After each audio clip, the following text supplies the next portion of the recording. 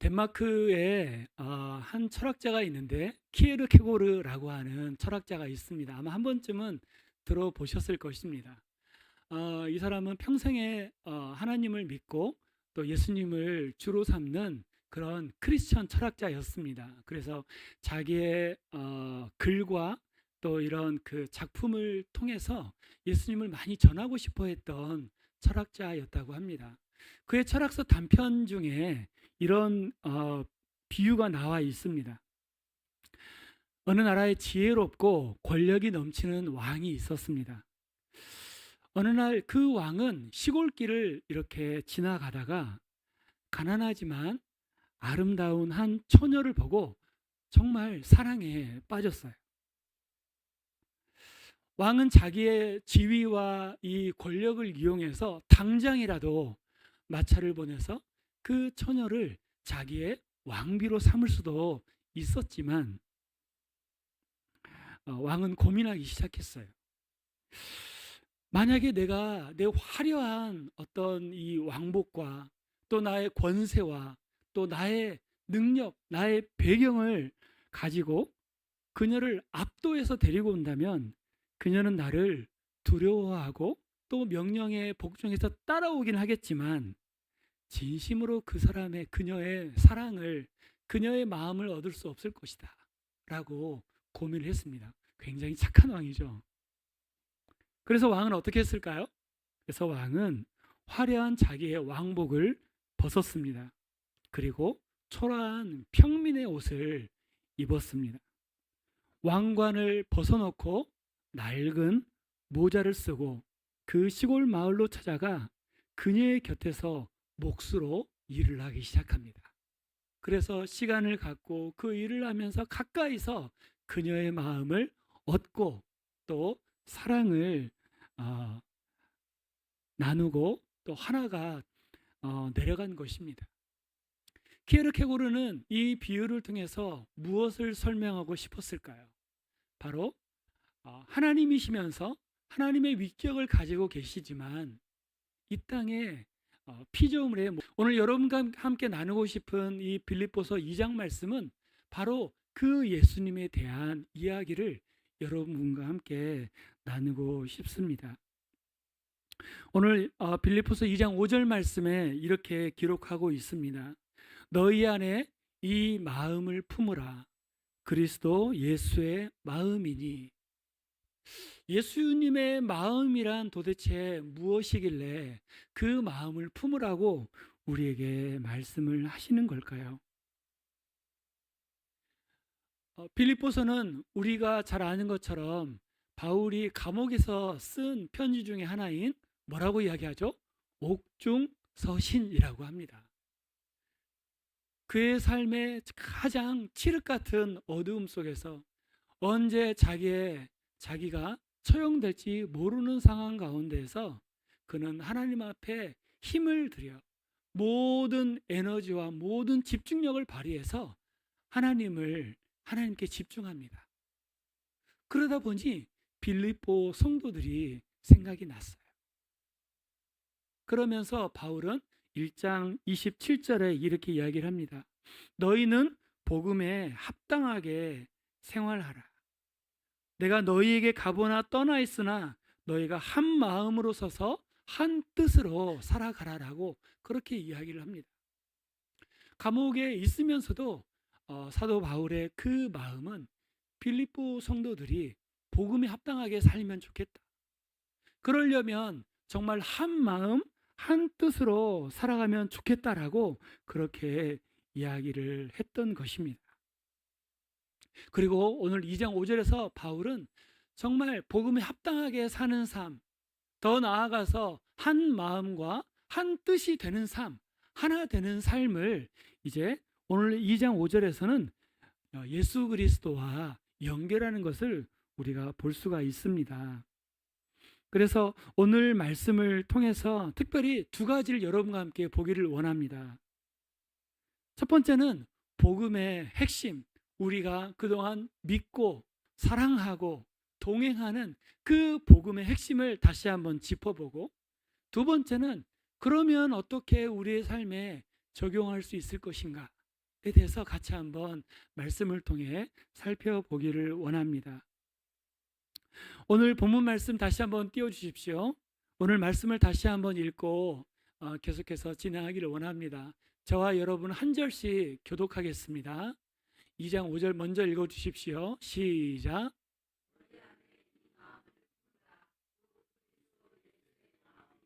그는 근본 하나님의 본체시나 하나님과 동등됨을 취할 것으로 여기지 아니하시고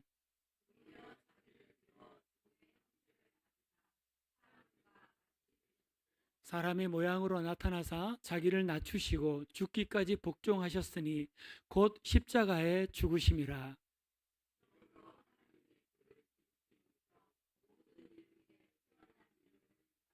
하늘에 있는 자들과 땅에 있는 자들과 땅 아래에 있는 자들로 모든 무릎을 예수의 이름에 꿇게 하시고 다 함께 모든 입으로 예수 그리스도를 주라 시인하여 하나님 아버지께 영광을 돌리게 하셨느니라. 아멘. 본체시나 이 계속적으로 이어지는 말씀은 우리가 처음 듣거나 또 우리에게 생소한 그런 낯설은 말씀이 아닙니다. 예수님이 하나님이시라는 것, 또 하나님이 되어 오셨다라는 것, 또 십자가에서 죽으셨다라는 것, 이것은 너무 중요해서 우리가 늘 예배 시간마다 우리가 읊는 그 사도신경에도 이 말씀이 들어가 있습니다. 이것을 우리가 복음이라고 합니다. 가장 소중하고 가장 귀하고 또 우리가 잊어버리지 말아야 할 것. 어쩌면 너무 쉽기 때문에 사람들은 그렇게 이야기합니다. 진리는 조금 더 세밀하고 오묘하고 뭔가 격이 있어야 돼. 여러분, 만약에 이 진리, 이 복음이 굉장히 난해하고 풀 수 없는 수학 문제처럼 어렵다면 누가 구원을 받을 수 있을까요?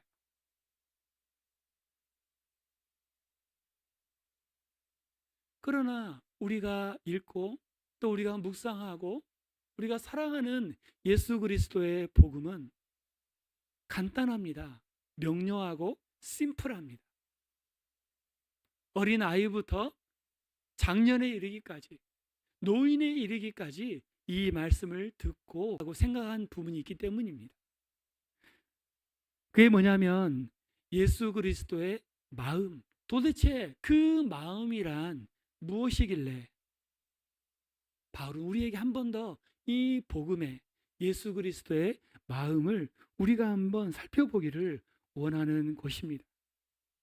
마음에 대해서 깊이 한번 묵상해 보기를 원합니다.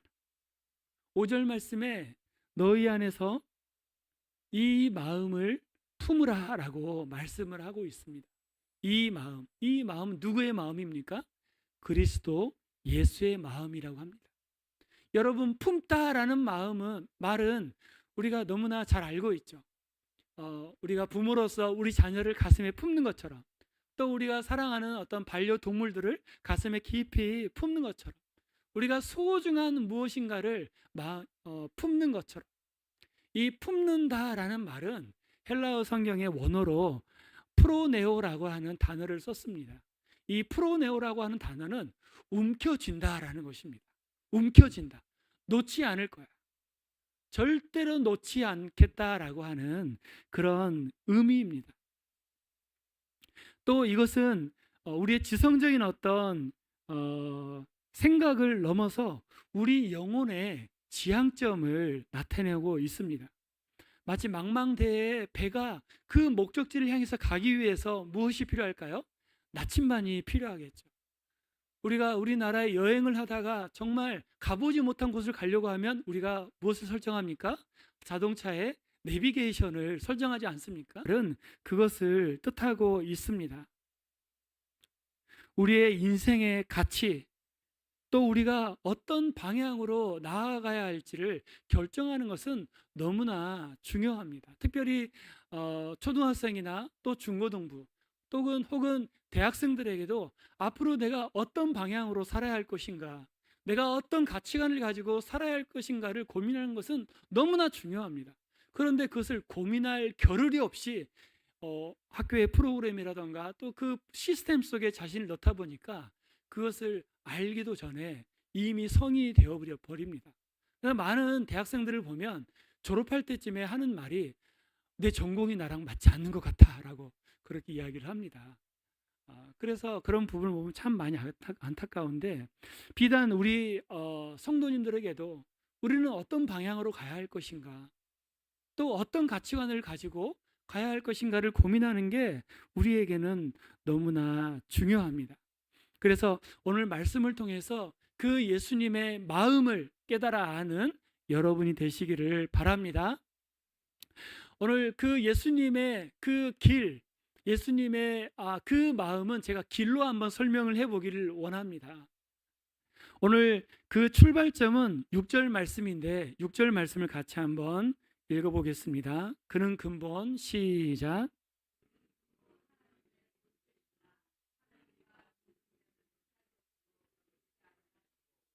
네, 예수님은 원래 어떤 분이셨습니까?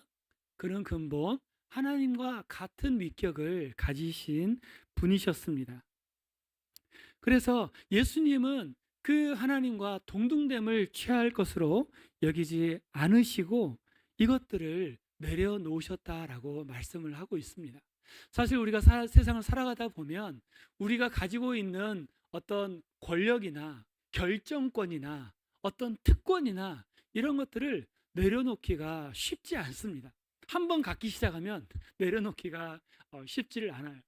저도 이제 CCC 간사로 24년째 살아가고 있습니다. 우리가 다 똑같은 사역자로서 캠퍼스에서 사역을 하고 본부에서 사역을 하지만 그 중에 일생에 오지 않는 책임자의 역할을 할 수 있는 기회가 딱 한 번 옵니다.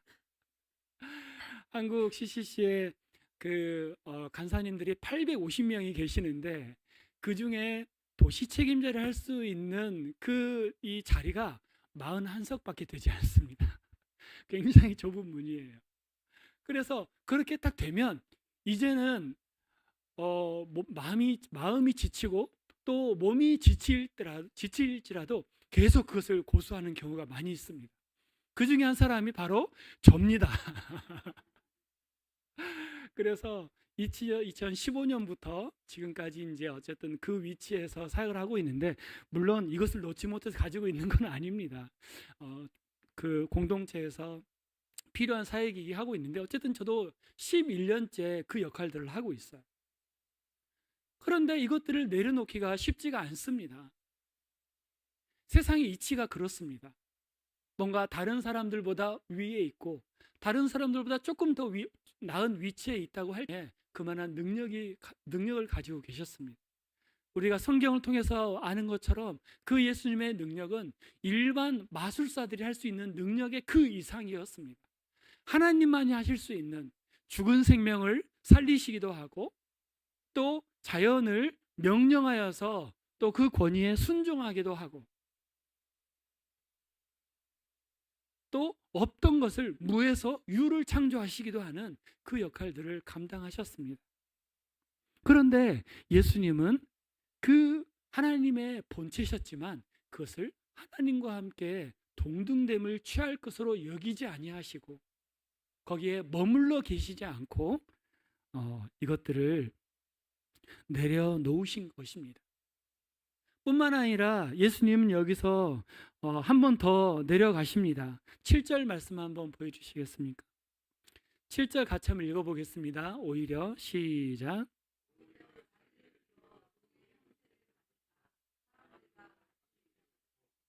아멘. 하나님의 그 본체와 동등됨을 취할 것으로 여기지 않으셨을 뿐만이 아니라 무엇이 되셨다고요? 자기를 비워 종의 형체, 피조물의 형체, 사람의 모습으로 이 땅에 오신 것입니다. 하나님으로서 누릴 수 있는 그 영광들을 다 감추시고 우리를 구원하기 위해서 기꺼이 종의 모습으로 사람의 모습을 입으신 것입니다. 이것은 누가 강요하신 것이 아닙니다. 물론 하나님의 커다란 계획 속에 있었습니다. 그러나 하나님은 예수님에게, 독생자 예수님에게 강요하지 않으셨습니다. 예수님은 이것을 자발적 순종으로 나아가셨던 것을 우리는 말씀을 통해서 볼 수가 있습니다. 아버지의 뜻에 대해서 온전히 순종하셨고, 또 그 순종하셨던 그 이유가, 그 동기가 무엇입니까? 바로 우리를 얻기 위한 예수님의 사랑이라고 하는 것입니다. 그래서 기독교는 사랑의 종교다라고 다른 사람들이 그렇게 이야기를 합니다. 교회는 사랑을 보여줘야 된다. 교회는 다른 사람들을 긍휼히 여기고 아가페의 사랑을 보여줄 수 있는 곳이어야 된다라고 사람들은 생각을 합니다. 왜 그럴까요? 예수님이 그 사랑의 모습을 보여주셨기 때문에. 그 사랑의 근본이 바로 예수님이셨기 때문에 바로 그렇습니다. 그리스도인은 왜 사랑을 나눠주는 사람이어야 합니까? 예수님이 우리에게 사랑을 주셨기 때문에. 우리는 그분을 본받아 우리는 그 예수님을 사랑으로, 예수님의 사랑으로 우리는 세상을 품는 하나님의 사람으로 우리를 살도록 부르셨다라는 것입니다. 그 사랑의 결정판은 무엇입니까? 8절 말씀 같이 한번 읽겠습니다. 8절 말씀 시작. 자기를 낮추시고 죽기까지 복종하셨으니 곧 십자가에 죽으심이라. 아멘. 예수님은 자기의 그 하나님의 그 권위와 그 하나님으로서 누릴 수 있는 시간과 공간에 제한될 필요가 없는 그런 분이셨습니다. 그러나 예수님은 종의 형상을 입고 이 땅에 오셨습니다. 그것도 모자라 죄 없으신 예수님께서 십자가에서 갈기갈기 찢겨지신 채 피와 또 물을 다 쏟으시고 죽으셨습니다. 사람이 되신 것만으로도 무한하게 낮아지신 것인데 더 내려가서 죽음까지, 그것도 로마 제국에서 가장 수치스럽고 잔인한 처형이었던 십자가의 죽음까지 가셨습니다. 있습니다. 여러분, 사도 바울은 그가 감옥에서 빌립보 성도들에게 왜 이 말을 썼을까요? 어쩌면 그 예수님의 그 복음, 하나님의 말씀을 다시 상기시켜 주기 위해서 썼을 것입니다. 너희에게 도착한 그 복음은 그냥 어느 날 갑자기 우연히 도착한 게 아니야. 너희가 운이 좋아서 너희에게 먼저 도달된 복음이 아니야. 이 복음은 너희가 이 복음을 따라 살아야 하기 때문에 그래. 당시에 빌립보 이 교회는 굉장히 모범적인 교회였고 바울을 위해서 정말 열심히 특심이었던 곳이었지만 이 가운데 문제가 있었습니다. 유오디아라든지 순두계라고 하는 이 여성 지도자들 안에 서로 분쟁이 있었고 마찰이 있었어요. 갈등이 땅하게 생활하는 것이야 라고 이야기를 한 겁니다. 사람이 살다 보면 갈등이 있을 수 있습니다. 왜냐하면 서로 맞지 않아요. 성격이 맞지 않아요. 나의 니즈, 자기의 권리를 내려놓는 거예요. 자기의 주장을 내려놓는 거예요. 그런데 그렇게 하려고 하는 그 근본에는 어떤 마음이 있어야 돼? 사랑하는 마음이 있어야 돼. 왜냐하면 예수님이 너희를 사랑하기 때문에 그의 생명을 너희에게 주신 거야 라고 이야기를 한 거예요. 그래서 빌립보 성도들아, 예수님을 생각을 해라. 예수님을 생각해서 너희의 권리와 너희의 주장이 옳다고 생각하는 그것을 이야기할 수 있는 그런 권리들을 좀 내려놔라. 주님을 바라봐라 라고 그렇게 이야기를 합니다. 실제로 예수님은 자기의 모든 권리를 내려놓으셨습니다. 그리고 십자가에서 죽으셨습니다. 그 십자가에서 죽으셨을 때 예수님은 그 십자가에서의 죽음으로 저와 여러분을 얻으신 것입니다. 할렐루야.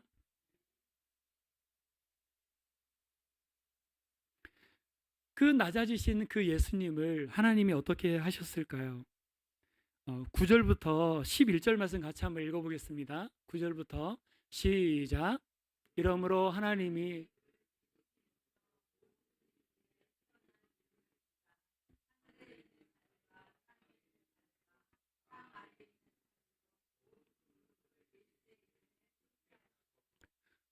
모든 입으로 예수 그리스도를 주라 시인하여 하나님 아버지께 영광을 돌리게 하셨느니라. 아멘. 자기를 내려놓고 겸손하여져서 하나님 앞에 그 모든 것들을 드렸을 때 하나님이 어떻게 하신다고 말씀하십니까? 그를 다시 높이셨다. 그래서 모든 이들에게 땅 위에 땅 아래에 있는 모든 존재들에게 주라고 칭함을 받게 하셨다라고 그렇게 말씀을 하고 있습니다. 하나님은 여전히 그 낮아지신 그 예수님의 모델을 통해서 여전히 우리에게 말씀하십니다. 예수님의 그 본을 따라서 예수님의 그 가신 길을 너희도 가야 되지 않겠느냐. 너희도 정말 그분의 길을 따라가야지 않겠느냐라고 그렇게 말씀을 하십니다.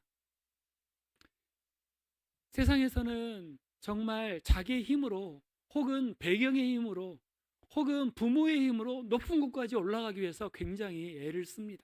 그런데 기독교는, 교회는 반대로 가르칩니다. 낮아져야만 높아진다라고 이야기를 합니다. 섬김을 받으려 하지 말고 섬겨야 한다라고 그렇게 이야기를 합니다. 여러분, 주님의 본을 따라 낮아지시고 또 겸손하기를 선택하는 여러분이 되시기를 주님의 이름으로 축복합니다. 이제 이 말씀을 우리의 삶에 좀 적용해 보기를 원합니다. 비록 그 빌립보 교회의 유오디아와 순두계라고 하는 이 지도자들에게 엄히 내리는 그러한 말씀이지만 오늘날을 사는 우리에게도 적용되는 말씀입니다. 이 말씀을 우리가 생각할 때 함께 세 가지 정도를 가지고 함께 살펴보기를 원합니다. 예수님의 마음을 품는 것, 또 그리스도의 마음을 가진다라는 것, 그것은 어쩌면 지금 내 마음의 중심에, 내 마음의 왕좌에 누가 앉아 있느냐에 대한 것입니다. 여러분의 마음의 중심에는 누가 앉아 계십니까? 한번 여러분 가슴에 손을 한번 얹어 보십시오. 여러분 마음의 중심에 누가 계십니까? 예수 그리스도. 주님이 우리 마음에 계셔야만 우리가 예수님의 마음을 따라 살 수가 있습니다. 우리가 예수님을 나의 주, 나의 하나님으로 믿기로 결심하고 또 기도했을 때 예수님은 우리의 삶과 우리의 인생 가운데 들어오십니다. 예수님을 영접했을 때 우리의 마음의 중심에 예수님이 아마 계셨을 것입니다. 그런데 시간이 지나고 세상의 어떤 유혹과 세상의 풍파와 그 속에서 맞서서 살아가다 보니 때로는 예수님이 내 마음 중심에 계셨다가 또 한켠으로 잠시 내려가 계시기도 하고, 때로는 예수님이 정말 내 마음의 중심에 계셔서 내가 원하는 걸 할 수가 없어. 그래서 예수님께 정중히 말씀드립니다. 잠시 내려가 계십시오. 잠시 내려가 계십시오. 오래된 구전이지만 로버트 멍어의 내 마음 그리스도의 집이라는 그런 동화책이 있습니다. 어느 날 예수님이 우리 집에 들어와 사시기 시작한 거예요. 근데 이제 집주인은 예수님이 그냥 거실에만 계시면 좋겠는데 자꾸 내 방에 들어오세요. 내 책상 위에 예수님께 보여드리고 싶지 않은 것들이 많이 있는데 열심히 막 치웠어요. 그것을 다 정리해서 어디다 넣었어요? 벽장에, 창고에 넣어놨어요. 다 정리한 줄 알았는데 예수님이 마지막에 탁 오셔서 그렇게 이야기하십니다. 창고 키를 내놔. 다 알아. 다 알고 와서 창고 키를 내놔. 그래서 창고 키를 울면서 드립니다. 부끄러움 속에 드려요. 그랬더니 예수님이 그 창고 문을 여시고 그 안에 더러운 것, 음란한 것, 세상적인 것을 다 정리를 하십니다. 마지막에 에필로그가 있어요. 친구를 만나러 가는데 예수님이 자꾸 따라오신대요. 친구랑 같이 맥주도 한잔하고 노래방도 가고 그냥 그동안 못 풀었던 썰을 다 풀고 싶은데 한 5시간 정도 카페에서 이야기를 하고 싶은데 자꾸 따라오시겠다는 거예요. 결국 따라오셔서 그 얘기는 다 하지 못했다는 그게 이제 에필로그로 이렇게 끝이 납니다. 예수님을 마음의 중심에, 예수님을 우리 인생 가운데 영접한 것으로는 충분하지 않습니다. 예수님을 우리의 마음에 영접했다라는 것은 내 마음에 들이기로 작정을 한 것입니다. 하나님의 뜻으로, 하나님의 말씀을 따라 살기로 결심하신 것입니다. 그렇게 마음을 먹은 것입니다. 그런데 예수님은 마음의 중심에서 비켜 계신 것입니다. 우리가 이 단어를 전문 용어로 이렇게 이야기합니다. 따라서 해보십시오. 세상적인 그리스도인. 이게 무슨 아닙니까? 그리스도인이면 그리스도인이고 세상적이면 세상적이어야 되는데 세상적인 그리스도인. 이게 뭐예요? 내 삶을 누구의 뜻대로 살아요? 주님의 뜻대로 살아요? 내 뜻대로 살아요. 여전히 내가 내 인생의 왕이에요. 여전히 내 인생의 주권과 결정권은 다 나에게 있어요. 잘하면은 다 내가 잘한 거예요. 좋은 것은 내가 다 잘했기 때문에, 못한 것은 다 주님 때문에. 그런 경우가 우리의 삶에 일어납니다. 세상적인 그리스도인의 특징이 뭔지 아세요? 예수님을 믿지 않는 사람들에게서나 일어날 법한 모든 감정과 생각, 마음의 형태가 그대로 일어납니다. 율법적인 태도, 다른 사람을 평가하고 다른 사람을 비아냥거리고 갈등을 조장하고 다른 사람들을 평가하고 판단하고 무리지어 수근수근하고 당을 짓고 팔을 나누고 더 나아가서 하나님 잠깐만 눈 감고 계십시오. 조금 있다가 하나님 말씀대로 살겠습니다 하면서 온갖 죄를 짓는 사람들. 죄송한데요. 양심의 가책 없이 성령의 그 주시는 그런 어떤 이 죄를 지적하시는 그런 마음 없이 계속해서 죄를 짓는다면 그 사람은 세상적인 그리스도인도 아니고 어쩌면 그 사람은 아예 예수님을 믿어본 적이 없는 사람일 수도 있습니다. 그리스도의 생명이 그 안에 계시다면 그래서는 안 되는 거예요. 우리는 우리의 마음에 왕자를 너무도 쉽게 주님께 드릴 것처럼 했다가 너무도 쉽게 뺐습니다. 마치 사사기의 이 중심 주제가 뭡니까? 모든 사람이 자기의 소견에 옳은 대로 행하였더라. 하나님은 그 이스라엘 백성들을 가만히 내버려 두지 않으시고 가혹하게 훈육하기 시작하십니다. 그 나라의 땅을 주셨던 그 복을 다 빼앗아가 버리시고 북왕국 이스라엘은 아수르 제국에게, 남유다 왕국은 어디에게? 바벨론에게. 거기에서 비참한 생활을 하게 합니다. 물론 하나님이 우리에게 허락하셨던 구원을 다시 빼앗아 가시지는 않습니다. 그러나 하나님이 없는 삶, 하나님이 내 삶 속에 중심에 앉아 계시지 않는 그 삶 자체가 우리는 지옥의 맛을 경험하는 것입니다. 우리는 하늘의 평강을 경험할 수가 없습니다. 불안하고 염려하고 근심하고 외롭고, 여러분, 영원하신 하나님이, 그 영원하신 그 사랑의 그 하나님이 우리 마음속에 사랑을 부어주신다면 여러분의 그 마음은 하나님의 사랑으로 채워지는 거예요. 하나님의 평강으로 부어주신다면 그 여러분의 마음이 눈에 보이는 대로, 귀에 들리는 대로, 느껴지는 대로 평가하고 판단하지 않고 오히려 하나님의 그 평강으로 살아갈 수가 있다는 사실을 우리는 잊고 삽니다. 이게 언제 가능합니까? 우리의 마음에 왕자를 예수님께 내어드렸을 때. 여러분이 지금 앉아있는 그 의자, 여러분의 생각 속의 의자, 여러분의 마음 속의 의자, 여러분의 심장 속에 있는 그 의자를 예수님에게 드렸을 때 우리는 열매를 맺기 시작합니다. 하나님은 그것을 여러분에게 맛보게 하기 위해서, 하나님 그것을 여러분에게 선물로 주기 위해서 예수님을 이 땅에 보내신 것.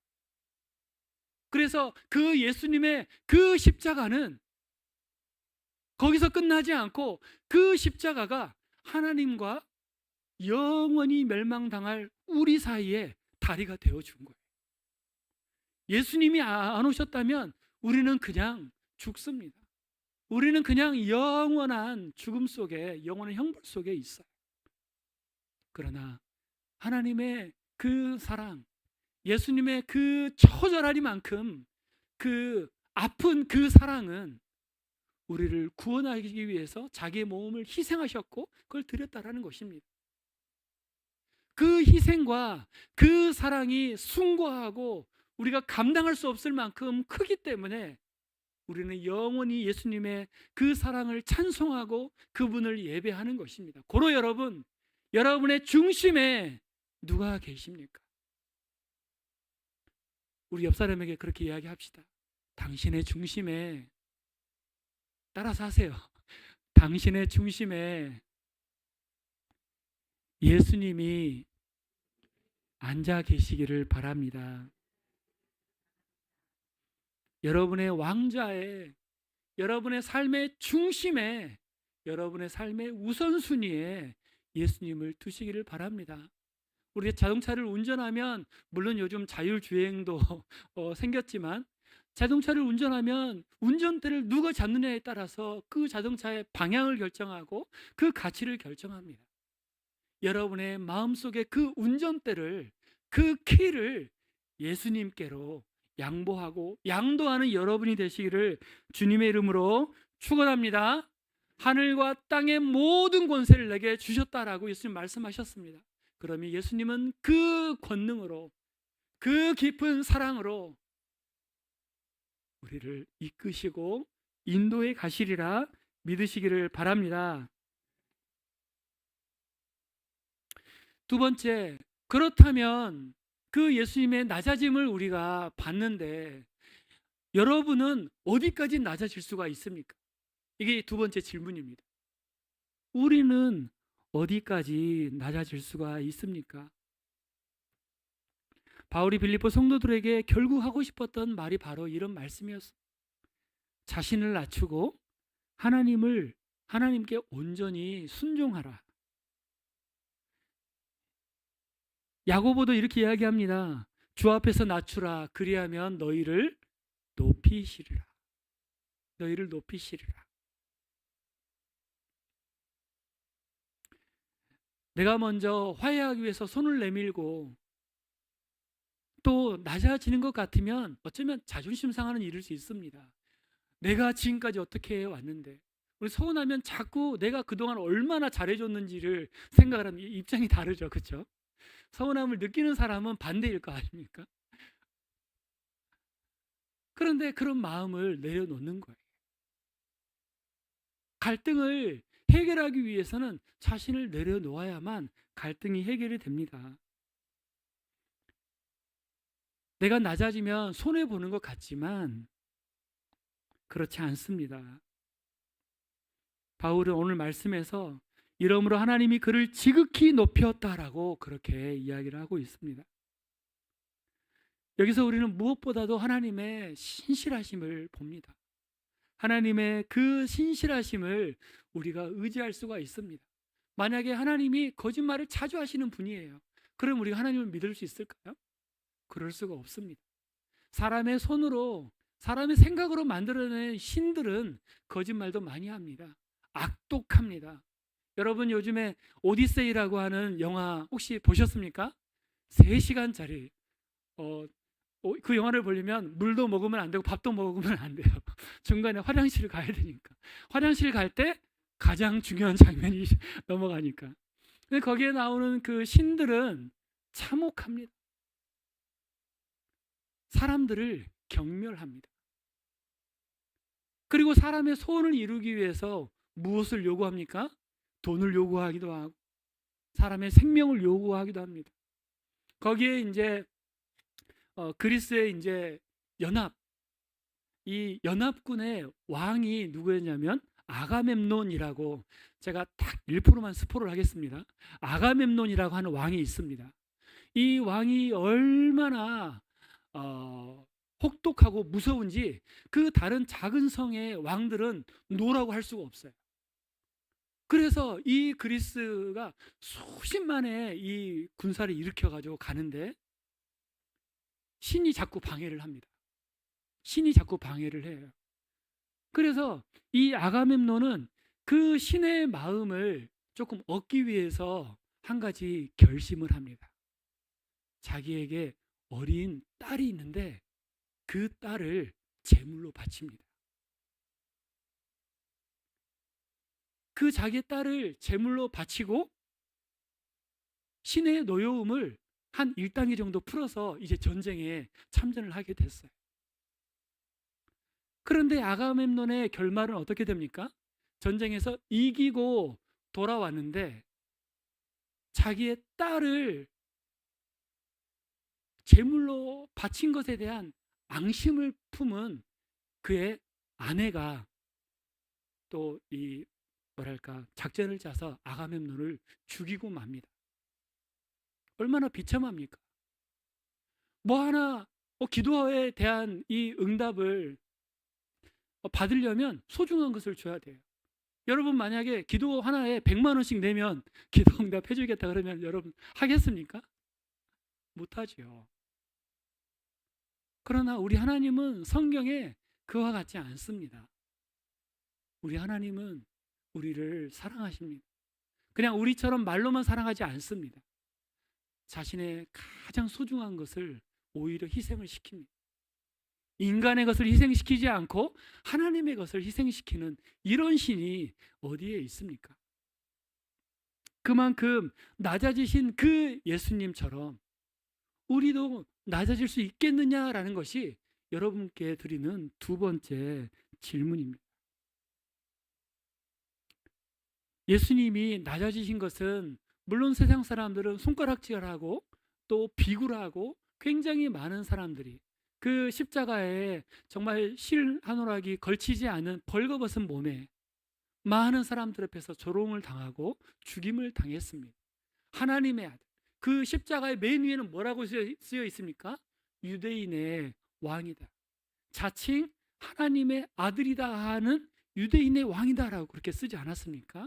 얼마나 조롱하고 얼마나 부끄럽습니까? 그러나 우리 신실하신 하나님은 그 예수님을 모든 이름 위에 뛰어난 이름으로 높이셨습니다. 우리가 낮아지는 게 쉽지 않습니다. 직장에서 조금 낮아지려고 하면 어떤 반응이 있습니까?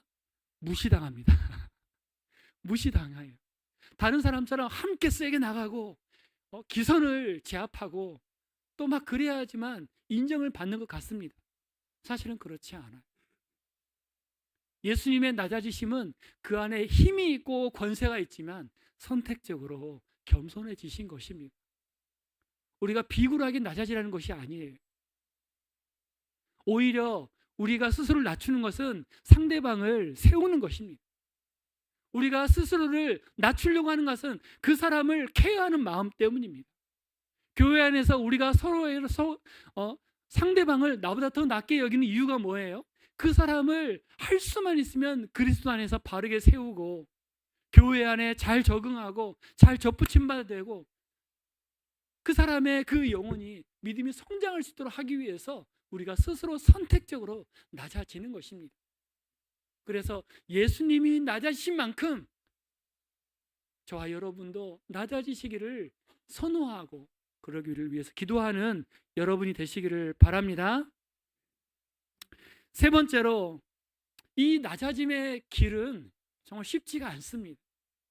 우리의 이 연약함을 여실히 드러내는 길입니다.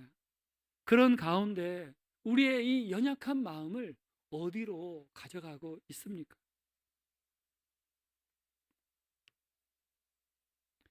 마음을 낮추고 상대를 높이는 게 쉬운 일이 아닙니다. 자존심이 상하고 무너질 때가 많이 있습니다. 예수님이 우리의 마음의 중심의 좌정에 계시고 또 성령으로 충만하고 그럴 때는 우리가 낮아질 수도 있고 미안하다라고 말을 먼저 할 수도 있고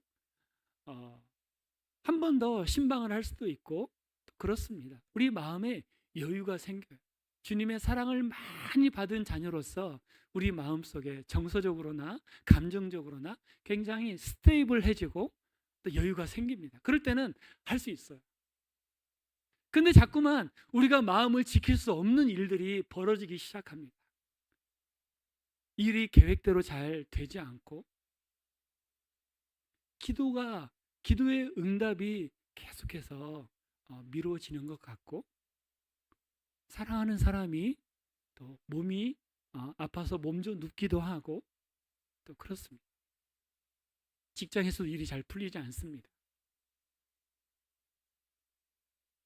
정말 축구 유망주였던 제 아들 축구 유망주였던 제 아들이 십자인대가 파열이 돼가지고 가장 중요한 고등학교 2학년 때 파열이 돼서 지금 시즌 아웃이 됐습니다. 그 전까지만 해도 제 아들은 제 집안의 가문의 영광이었고 저의 자랑이었습니다. 제 인스타에 오시면 제 아들 사진이 한 100개 정도 올라와 있어요. 그래서 누가 목사님 아들 축구 어때요? 너무 잘하고 있다 막 그렇게 이야기를 하고 다녔어요.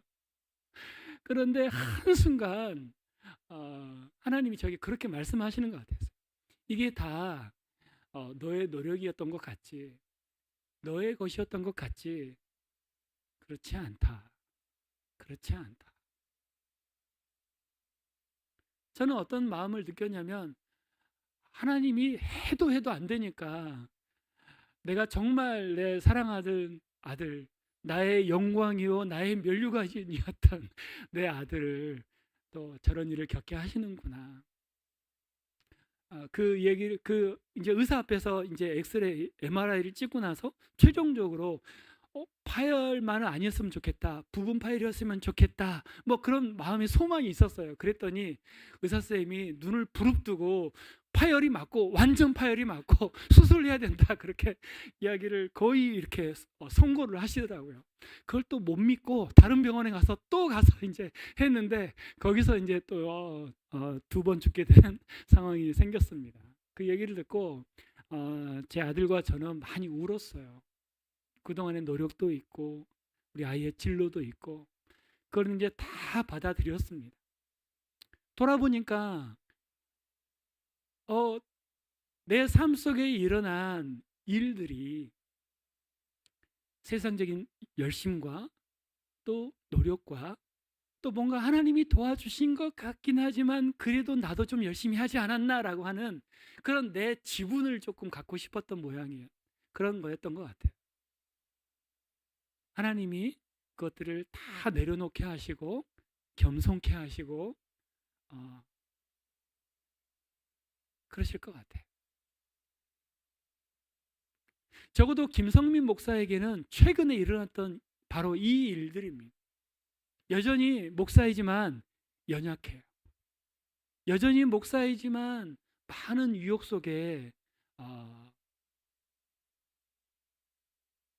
노출되어 있고 수많은 이 소음 속에 굉장히 집중력을, 정신을 좀 잃게 됩니다. 그런데 오늘 말씀을 통해서 우리에게 무엇을 가르치기를 원하시는 걸까? 사도 바울은 빌립보 성도들에게 왜 계속해서 반복해서 이야기할까요? 그 이유는 바로 너의 연약함까지도 하나님께 가지고 나아가라. 하나님은 다 아신다. 하나님은 네가 또 죄를 지을지, 네가 또 나를 무시하고 업신여기고 네 속에 오른 대로 행할지 안 할지 하나님은 다 아신다. 그런데 너의 그 연약함의 그 순간 하나님께 엎드려라. 주님을 찾으라. 주님께 나아가라. 라고 우리에게 말씀을 하고 계십니다. 물론 이것도 하나님 우리에게 은혜를 주셔야만 죄를 고백할 수 있습니다. 죄가 생각이 나지를 않는데 어떻게 고백을 합니까? 여전히 우리 안에 성령이 계시고 성령이 말할 수 없는 탄식으로 우리를 위해서 간구하신다라고 했습니다. 하나님은 우리의 마음을 지적하시고 우리의 마음을 깨우시기 위해서 예배를 통해서, 금요 예배를 통해서, 설교를 통해서, 순장님을 통해서, 순원의 고백을 통해서, 때로는 가족을 통해서 수단과 방법을 가리지 않고 우리에게 말씀하시기 위해서 힘쓰고 계십니다. 그 하나님의 그 말씀, 그 하나님의 시그널을, 그 하나님의 신호를 무시하지 않으시기를 바랍니다. 우리의 연약함까지도 채울하시는 그 하나님 앞에 오늘도 다시 한번 우리가 무릎을 꿇고 내 마음속에 누가 내 중심에 계시는가를 돌아보며 주님 앞에 믿음으로 힘들지만 쉽지 않지만 한 걸음 한 걸음 살아나가시는 여러분이 되시기를 주님의 이름으로 축원합니다. 어떤 사람이 그 예수님의 십자가의 그 사건 속에 예수님 십자가에서 돌아가셨을 때 그 순간에 성소의 휘장이 위로부터 아래로 찢어져 둘이 된 그 모습을 그렇게 이야기를 합니다. 마치 그 휘장이 찢어진 것은 그 성소 안에만 계셨던 그 하나님께서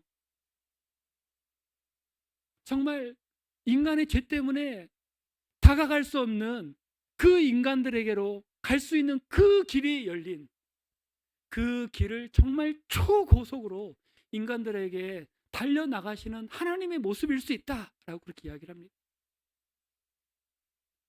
그 관계를 연결하기 위해서 예수님은 십자가에서 죽으셨고 우리는 하나님과의 관계가 회복이 되었습니다. 회복이 되었다면 이제는 하나님의 자녀답게 살아야 합니다. 예수 그리스도의 사람답게 살아야 하고 예수 그리스도의 마음을 품고 살아야 합니다. 마음 먹은 대로 된다라고 하지 않습니까? 마음에 결심한다고 되지 않습니까? 여러분 마음속에 그리스도의 사람으로 살기로 결심하는 여러분이 되시길 바랍니다. 인생 그렇게 길지 않습니다. 여러분 인생의 한순간 한순간 여러분의 한 점 한 점을 주님을 위해서 살아가며 그 점을 이어서 하나님 앞에 영광이 되고 하나님 앞에 기쁨이 되는 여러분이 되시기를 바랍니다. 여러분께 세 가지의 마지막 질문을 드리고 말씀을 마칩니다. 여러분의 마음의 왕자에는 누가 앉아 계십니까? 여러분의 마음의 중심에는 누가 앉아 계십니까?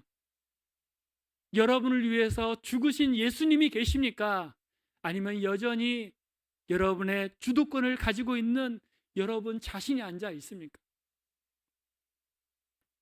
여러분은 어디까지 낮아질 수가 있습니까? 예수님이 자신의 숭고한 그 생명을 주시기까지 낮아지신 것처럼 여러분도 그런 마음이 여러분 안에 있습니까? 여러분의 삶 속에 일어나는 연약함을 어디로 가지고 가고 계십니까? 이 모든 것들을 주님 앞에 가지고 가고, 여러분이 지고 있는 모든 무거운 짐과 근심과 고통과 상실감과 그 어려움을 주님의 십자가 앞에 내려놓고 주님이 그것을 지고 가게 하시고, 우리는 주님의 말씀을 따라 한 걸음 한 걸음 걸어가시는 저와 여러분이 되시기를 주님의 이름으로 축원합니다. 너희 안에 이 마음을 품으라.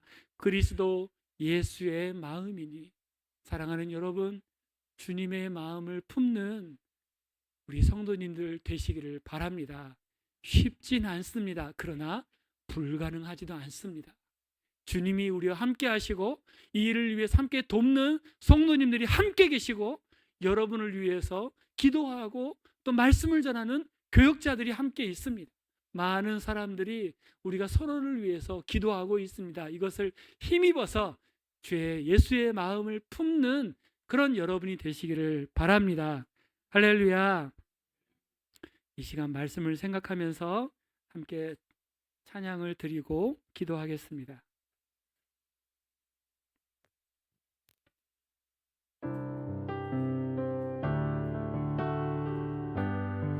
보소서 주님, 보소서 주님, 나의 마음을 선한 것 하나 없습니다.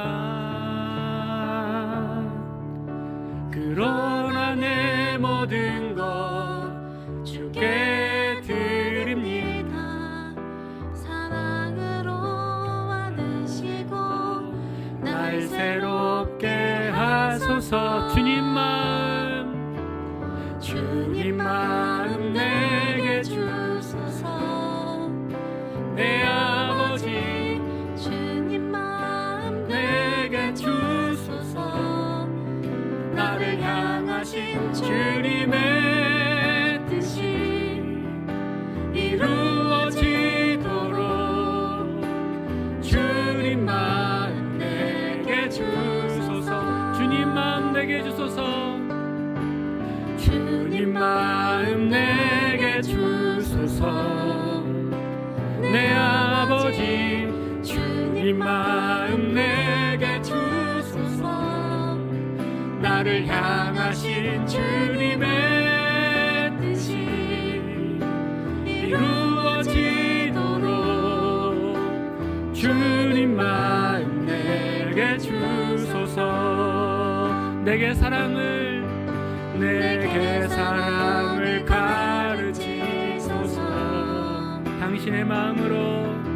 당신의 마음으로 용서하게 하소서. 주의 성령 내게 채우사 주의 길 가게 하소서. 주님 당신 마음 주소서. 주의 성령 내게 채우사 주의 성령 내게 채우사 주의 길 가게 하소서. 주님 당신 마음 주소서. 주님 마음 내게 주소서. 주님 마음 내게 주소서. 내 아버지 주님 마음 내게 주소서. 나를 향하신 주님의 뜻이 이루어지도록 주님 마음 내게 주소서. 다 함께 일어나서 주님 마음 내게 주소서. 내 아버지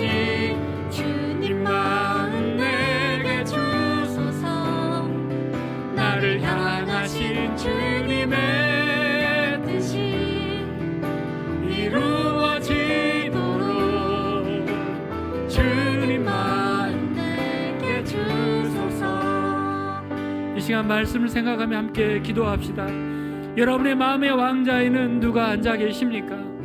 여전히 스스로 자신의 중심에 자기네 소견에 오른 대로 행하고 있지는 않습니까? 이것들을 주님 앞에 내려놓으라고 말씀하십니다. 주님께서 내 삶의 운전대를 잡으실 수 있도록 주님의 말씀이 성령의 인도하심이 우리의 삶을 인도해 가실 수 있도록 우리 자신을 드립시다. 그래서 주님이 겸손하여 낮아지신 것처럼 우리 또한 겸손하여 낮아지게 하시고, 비록 우리가 연약하지만 이 연약함마저도 주님께로 가지고 나아갈 수 있도록, 이것을 위해서 우리 함께 주여 한번 부르고 기도합니다. 주여. 하나님 아버지 감사합니다. 하나님 아버지, 너희 안에 이 마음을 품으라. 그리스도 예수의 마음이라고 말씀해 주셨는데 주님의 마음을 허락하여 주시옵소서. 주님의 그 사랑의 마음을 허락하여 주옵소서. 하나님 아버지, 하나님 아버지, 하나님의 뜻을 따라 살고자 하는 마음을 허락하여 주시옵소서. 하나님 아버지, 그 마음이 우리의 삶 가운데 성품으로, 하나님 결실로, 영적인 열매로, 성령의 열매로 나타나게 하여 주시옵소서. 주님을 떠나서는 우리가 살 수 없음을 고백합니다. 나의 주인, 나의 구주, 나의 하나님 그 예수님을 온전히 품고 살게 하여 주시옵소서. 말씀을 듣고 행하게 하여 주시옵소서. 우리의 삶을 이끌어 주시옵소서. 세상 속에 어려움을 당하고 고통당하고 하나님 아버지 염려 가운데 우리 모든 성도들을 주여 불쌍히 여기시고 성령으로 채우시고 주의 사랑으로 가득 채워주시고 하늘의 그 영원하신 하나님의 평강으로 채워주시옵소서.